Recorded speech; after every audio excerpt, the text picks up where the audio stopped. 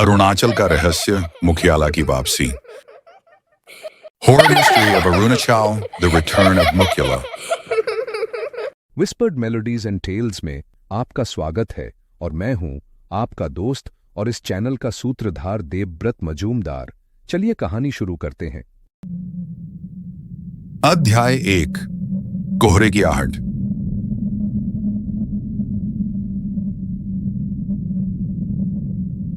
मैं माधव मजूमदार। वैसे तो आप सब अब तक मेरे बारे में थोड़ा बहुत जान ही चुके होंगे, लेकिन उन दर्शकों के लिए जो अभी अभी मुझसे जुड़े हैं, मैं खुद को एक बार फिर से परिचित कराना चाहूंगा। मैं एक संपन्न घराने में जन्मा और जब बड़ा हुआ तो मैंने और मेरे चाचा जी, जिनका असली नाम था उमा शंकर मजूमदार, एक साथ एक जासूसी संस्था चलाई। आज वो इस दुनिया में नहीं है, लेकिन उनकी दी हुई तालीम, उनकी सिखाई हर जासूसी की बारीकी आज भी मैं अपने काम में उतनी ही श्रद्धा से अपनाता हूं। बाहरी दुनिया की नजरों में मैं एक कंस्ट्रक्शन कंपनी का मालिक था और आजकल लोग मुझे एक रिसर्चर और कथाकार के रूप में जानते हैं, लेकिन इन पहचानों के पीछे मेरा असली रूप है। मैं सत्य का खोजी हूं। मुझे समाज में फैल रही अफवाहों और कुरीतियों की तह तक जाना पसंद है। लोगों के मन में जो भ्रम पलते हैं, उन्हें सच्चाई के आईने में दिखाना ही मेरा उद्देश्य है। तो अब जो कहानी मैं आपको सुनाने जा रहा हूं, वह एक सच्ची घटना पर आधारित है जो मेरे साथ घटित हुई थी। हां, उसमें कुछ कल्पना का रंग भी घोला गया है ताकि बात कहने का अंदाज असरदार हो, लेकिन मेरा मकसद सिर्फ और सिर्फ सत्य को प्रस्तुत करना है। तो आइए कहानी शुरू करते हैं। यह सितंबर 2021 की बात है। मैं अपने एक शोध कार्य के सिलसिले में अरुणाचल प्रदेश गया हुआ था। मेरा विषय था अरुणाचल के ग्रामीण जीवन पर आधारित एक गहन अध्ययन। इस यात्रा के दौरान मैं भारत चीन सीमा के समीप बसे एक रहस्यमय से गांव गेलिंग में पहुंचा था।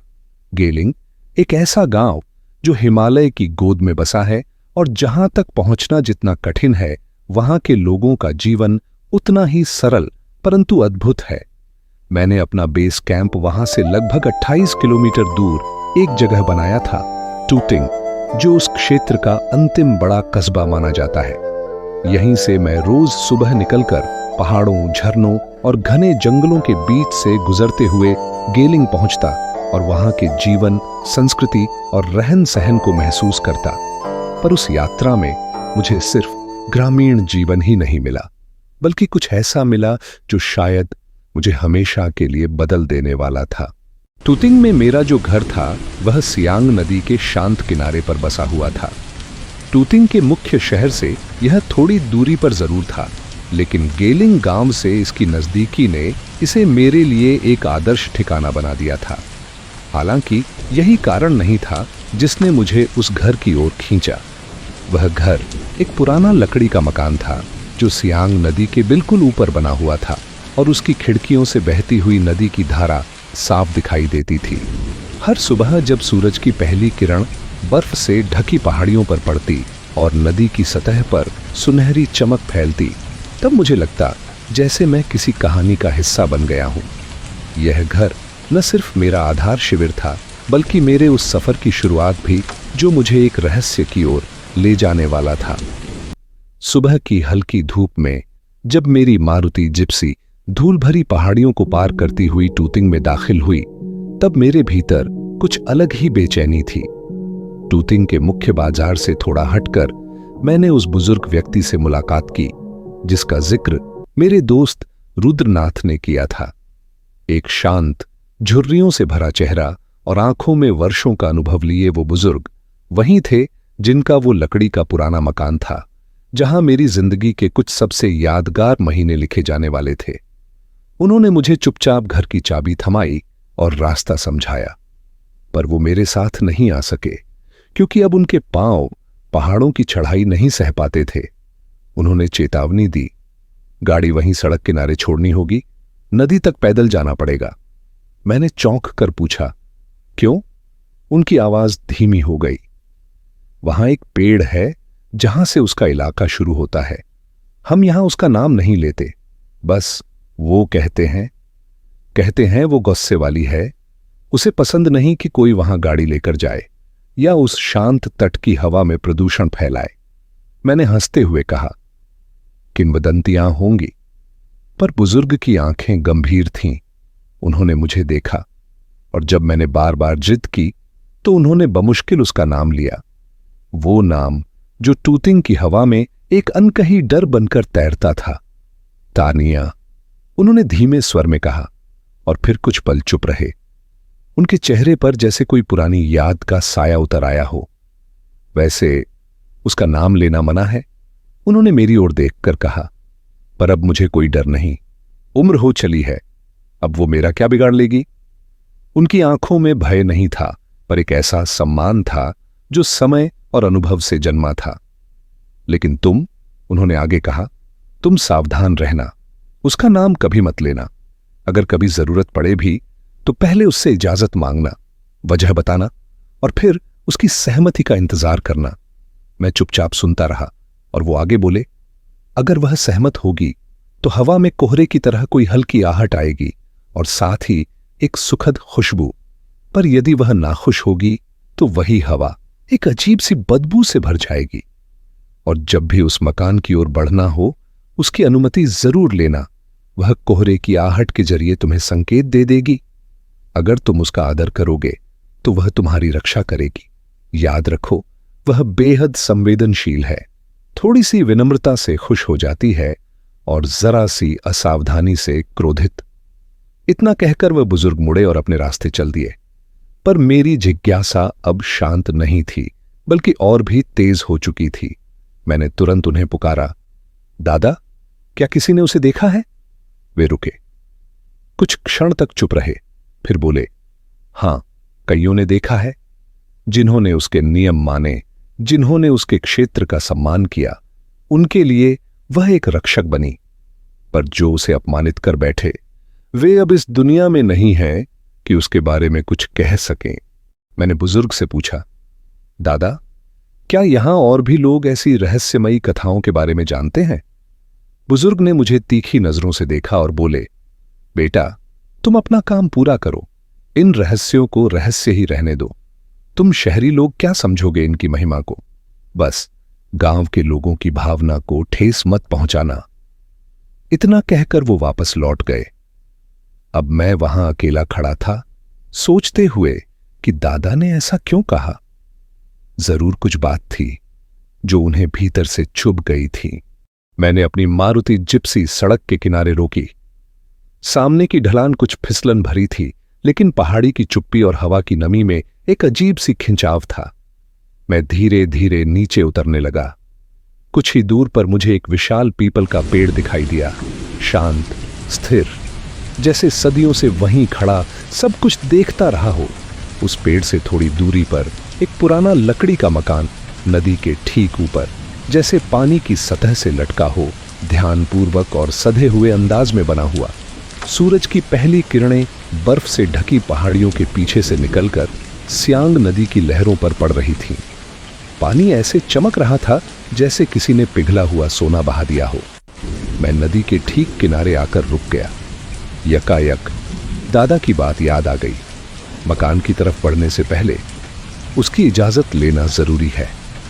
उनके शब्दों की गंभीरता मेरे मन में गूंज उठी। मैंने एक पल रुककर गहरी सांस ली और सोचा, चलो देखते हैं क्या होता है।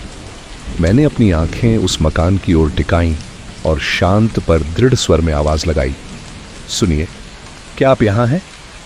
मैं माधव हूं, मुंबई से आया हूं। सामने जो लकड़ी का मकान है उसे मैंने किराए पर लिया है। क्या मैं भीतर आ सकता हूं? मैं वहीं नदी के तट पर एक चुप खड़े पत्थर की तरह खड़ा रहा। मेरे भीतर एक अजीब सी खामोशी थी, जैसे खुद हवा ने भी सांसें थाम ली हों। क्या दादा सच कह रहे थे? क्या वाकई वो कोई संकेत देगी? मैंने मन ही मन यह सवाल दोहराया और शांत प्रतीक्षा में डूब गया। तभी कुछ बदला। हवा ने एक करवट ली और अगली ही सांस में कोहरा मेरे चारों ओर इस तरह फैल गया जैसे किसी अदृश्य शक्ति ने मुझे घेर लिया हो। फिर आया एक सुगंधित झोंका, फूलों की एक मीठी खुशबू जो सीधी मेरे भीतर उतरती चली गई। एक क्षण के लिए जैसे सब कुछ रुक गया और फिर कोहरा हट गया। हवा साफ हुई और मेरे सामने वह पुराना लकड़ी का मकान उसी रहस्यमय शांति के साथ खड़ा था, जैसे कभी गया ही न हो। मैं स्तब्ध खड़ा था, शब्द जैसे मेरे गले में अटक गए थे। जो कुछ अभी अभी हुआ वो बिल्कुल वैसा ही था जैसा दादा ने बताया था।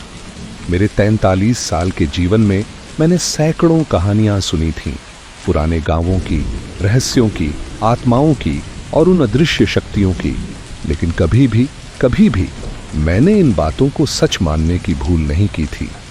मैं हमेशा विज्ञान का आदमी था, तथ्यों, प्रमाणों और तर्कों में यकीन रखने वाला, लेकिन इस एक पल ने सब कुछ बदल दिया था। कोहरे की आहट, फूलों की खुशबू और मकान का अचानक प्रकट हो जाना, ये कोई सामान्य घटना नहीं थी। कुछ था वहां, कुछ जिसे शब्दों में नहीं बांधा जा सकता। मेरे भीतर पहली बार इन पुरानी कहानियों को सुनने वाला बालक जागा था और उसकी आंखों में था यकीन का पहला बीज। जैसे ही मैंने उस लकड़ी के पुराने दरवाजे को खोला, एक हल्की सी सौंधी महक ने मेरा स्वागत किया। अंदर का दृश्य सरल लेकिन बेहद आत्मीय था। पूरा मकान एक खुले स्टूडियो अपार्टमेंट जैसा था, जहां सब कुछ एक ही छत के नीचे समाया हुआ था, पर फिर भी हर कोना अपनी पहचान लिए खड़ा था। बाएं कोने में एक डबल बेड जो धूप की सीधी रोशनी से कुछ इस तरह नहाया था जैसे किसी पुराने उपन्यास का मुख्य पात्र वहीं ठहरा हो। दूसरे कोने में एक छोटा सा रसोई घर, जिसके ठीक पास लकड़ी की एक साधारण डाइनिंग टेबल 2 कुर्सियों के साथ बड़ी शांति से रखी थी। दाईं ओर एक फायरप्लेस जो इस ठंडी पहाड़ी जगह में घर को जीवन देता प्रतीत हो रहा था। हॉल के बीचों बीच कुछ गहरे रंग के सोफे और उनके नीचे बिछी हुई एक मोटी ऊनी कालीन जो ठंड से बचाने के साथ साथ उस जगह को गर्माहट से भर रही थी। दीवारें गाढ़ी ओक की लकड़ी से बनी थीं, जो न सिर्फ इस मकान को मजबूती देती थीं, बल्कि उसकी हर रेखा में वक्त के निशान दर्ज थे। यह मकान एक आश्रय था, साधारण दिखने वाला लेकिन रहस्यों से भरा हुआ। मैंने अपना बैग धीरे से कमरे के एक कोने में रख दिया, जैसे कोई यात्री किसी मंदिर में माथा टेक कर चुपचाप बैठ जाता है। फिर मैं थकान से भरे शरीर को उस नरम गहरे रंग के सोफे पर टिका दिया। कुछ देर यूं ही, न तो पूरी तरह बैठा न ही लेटा। मन ने कोशिश की कि मैं अगले कुछ घंटों की योजना बनाऊं। क्या देखना है, क्या लिखना है, किन लोगों से मिलना है। लेकिन मेरे भीतर की कोई परत जैसे वहीं अटकी रह गई थी, उसी रहस्यमयी पल में जब कोहरा मेरी सांसों तक में उतर आया था और फूलों की वह अनजानी खुशबू अभी तक जैसे मेरे इर्द गिर्द मंडरा रही थी। वक्त आगे बढ़ रहा था, पर मेरा मन वहीं कहीं पीछे रुक गया था। मन का सन्नाटा कभी कभी सबसे ज्यादा शोर करता है। मैं वहीं उस पुराने लकड़ी के घर के भीतर सोफे पर बैठा बाहर जाने या न जाने की उलझन में था। मन बार बार सवाल कर रहा था, जाऊं या न जाऊं। आखिरकार व्यवहारिक सोच ने जीत पाई। मैंने तय किया कि पहले देखता हूं घर में क्या क्या चीजें लानी होंगी। रसोई की ओर बढ़ा और हैरानी में भर गया। न बर्तन, न खाना, न झाड़ू, न पोछा। घर पूरी तरह खाली था, लेकिन जिस वक्त मैं अंदर आया था, फायरप्लेस में आग जल रही थी। घर एकदम चमक रहा था, पर यहां कोई नहीं था। दादा ने भी नहीं कहा था कि कोई देखरेख करता है। तो फिर ये सब किसने किया था? एक गहरी बेचैनी अब मन के किसी कोने में बैठ गई थी। मैंने जरूरी चीजों की सूची बनाई, सांस ली और बाहर जाने को तैयार हुआ। जैसे ही दरवाजा बंद कर ताला लगाया, दादा की आवाज मन में गूंज गई, अनुमति लेना न भूलना। मैं पलटा और उसी शांति से आवाज लगाई, क्या आप अब भी यहीं हैं? मैं माधव हूं, थोड़ी देर के लिए बाहर जाना चाहता हूं, क्या मैं जा सकता हूं? मैं लौटकर जल्दी आ जाऊंगा। हवा थम गई और फिर वही कोहरा धीरे धीरे मेरी सांसों में समाने लगा। वही फूलों जैसी सौंधी महक और अगले ही पल सब साफ। लेकिन अब मेरा रोमांच धीरे धीरे डर में बदल रहा था। मुझे लगा कोई बहुत पास खड़ा है। मैंने इधर उधर देखा पर कोई नहीं, और तभी कोहरे की आहट में कुछ गूंजा। एक धीमी सी स्त्री स्वर में फुसफुसाहट। शाम के पहले आ जाना माधव, मैं तुम्हारा इंतजार करूंगी। टूतिंग का बाजार, छोटा, शांत और अपने आप में बसा हुआ एक संसार। माधव जब वहां पहुंचा तो सीधे एक बड़ी बर्तनों की दुकान की ओर बढ़ा। उसके ठीक बगल में ही एक छोटी सी किराने की दुकान थी। बाजार भले ही छोटा था, पर वहां की सादगी और अपनापन किसी बड़े शहर से कहीं ज्यादा था।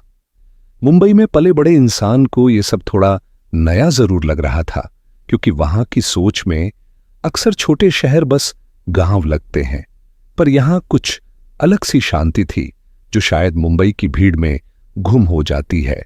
माधव ने धीरे धीरे अपनी बनाई हुई सूची के अनुसार सभी बर्तन खरीदने शुरू किए। जब उसने लगभग आधी दुकान खाली कर दी तो दुकानदार काका चौंक पड़े। अरे बाबू, लगता है या तो अभी अभी शादी हुई है या फिर घर में किसी बिटिया की शादी है, पूरा घर का सामान ले रहे हैं। काका ने मुस्कुराते हुए पूछा। माधव ने हंसते हुए जवाब दिया, हां काका, ऐसा ही समझ लीजिए, अपना ही घर सजा रहा हूं अब। काका अब कुछ और गंभीर हुए। बाबू, आप यहां के नहीं लगते, अगर होते तो नागमीज या अंग्रेजी में बोलते। कहां से हैं आप? माधव ने अब हल्के गर्व और अपनत्व के साथ उत्तर दिया, मुंबई से हूं, लेकिन जन्म बिहार में हुआ, बचपन छत्तीसगढ़ में बीता और काम के बहाने पूरा भारत घूम लिया। फिर एक हल्की सी मुस्कान के साथ कहा, बस यही 7 बहनें रह गई थीं।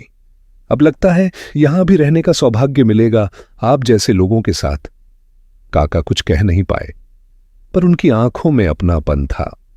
4 घंटे की खरीदारी ने मेरा शरीर ही नहीं, मन भी थका दिया था।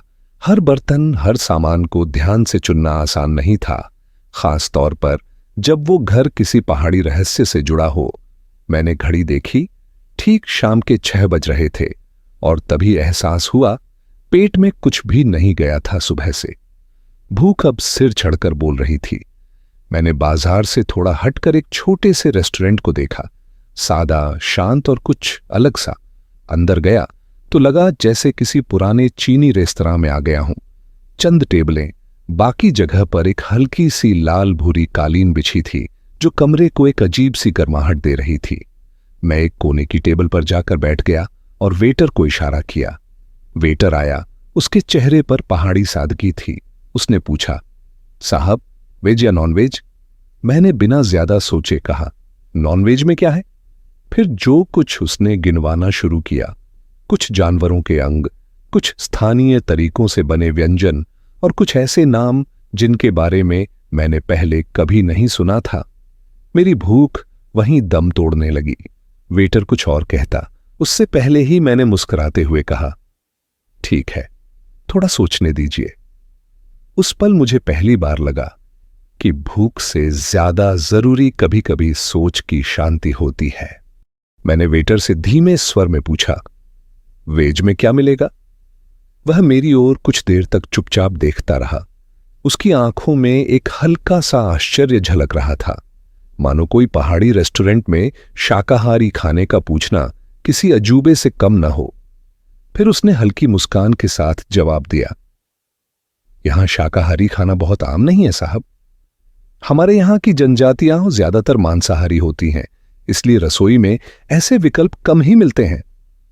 वो रुका, फिर बोला, लेकिन आपके लिए मैं एक चीज सजेस्ट करता हूं, आपको पसंद आएगी, वेज थुक्पा। थुक्पा? मैंने दोहराया। हां, यह तिब्बती स्टाइल का न्यूडल सूप है। इसमें पत्ता गोभी, गाजर, बीन्स जैसी सब्जियां डाली जाती हैं और इसे लहसुन, अदरक और कुछ खास जड़ी बूटियों के साथ पकाया जाता है। गर्मा गर्म थुक्पा इस ठंडे मौसम में आपको बहुत सुकून देगा। उसके स्वर में आत्मविश्वास था और सिफारिश में अपनापन। मैंने सिर हिलाया और कहा, ठीक है, ले आइए। पहाड़ों का स्वाद छकते हैं आज कुछ नए ढंग से। थुक्पा का पहला कौर मेरे जुबान पर पड़ा तो मानो सारी थकान ही उतर गई। हर चम्मच में पहाड़ की मिट्टी की सादगी और किसी अनजाने अपनत्व का स्वाद था। खाना खत्म कर मैं उठ खड़ा हुआ, बिल चुकाया और बिना घड़ी देखे हरण दादा की सीख को याद किया, समय का अंदाज सूरज से लगाओ, घड़ी से नहीं। अब सूरज क्षितिज को छू रहा था और पहाड़ियों के पीछे सुनहरी रोशनी धीमे धीमे मध्यम हो रही थी। मैं जल्दी जल्दी अपने घोंसले उस नदी किनारे बने घर की ओर लौटने लगा, जैसे शाम होते ही कोई परिंदा लौटता है। पर मेरी मारुति जिप्सी सामान से भरी हुई थी, किराए के घर का हर कोना भरने वाला सामान, इसलिए मैं उसे नीचे घाट की ओर ले जाने लगा। मैंने ऊंची आवाज में कहा, माफ करना मोहतरमा जी, गाड़ी में सामान कुछ ज्यादा है तो नीचे उतार रहा हूं, आप बुरा मत मानिएगा। गाड़ी को मैंने धीरे से कंकड़ों पर रोक दिया और उतरते हुए फिर कहा, गाड़ी घर तक नहीं ला रहा, आपको कोई तकलीफ न हो इसलिए यहीं किनारे पर खड़ी कर रहा हूं। और फिर जैसे ही घर के पास पहुंचा, एक पल को ठिठक गया। सामने एक युवती बैठी थी। एक गहरी नजर उस पर गई। उसने अरुणाचल प्रदेश की पारंपरिक वेशभूषा पहन रखी थी। चेहरे पर शांति और आंखों में जैसे कोई गहराई थी। कुछ क्षणों तक हम दोनों के बीच एक मौन था। फिर मैं धीरे धीरे उसके पास गया। मैडम, आप कौन हैं और यहाँ इस वक्त अकेली क्या कर रही हैं? सवाल जितना सरल था, जवाब उतना ही रहस्यपूर्ण होने वाला था। मुझे एहसास हो गया था। नमस्ते प्यारे दोस्तों, स्वागत है विस्पर्ड मेलोडीज एंड टेल्स में, जहां संगीत और कहानियां एक नई जिंदगी पाती हैं। अगर आपको दिल को छू लेने वाले गीत और मनमोहक कहानियां पसंद हैं, तो आप बिल्कुल सही जगह पर हैं। तो जल्दी से सब्सक्राइब बटन दबाएं और बेल आइकन को टैप करें ताकि हर नया गाना और कहानी आप तक सबसे पहले पहुंचे। अगर आपको ये पसंद आया हो तो लाइक बटन दबाना ना भूलें। आपका एक लाइक हमारे लिए बहुत मायने रखता है और हमें और बेहतरीन कंटेंट बनाने के लिए प्रेरित करता है। आपके प्यार और सपोर्ट के लिए धन्यवाद। इसी तरह हमारे साथ बने रहें, सपने देखें, सुरों में खो जाएं और कहानियों की दुनिया में डूब जाएं। मिलते हैं अगले वीडियो में।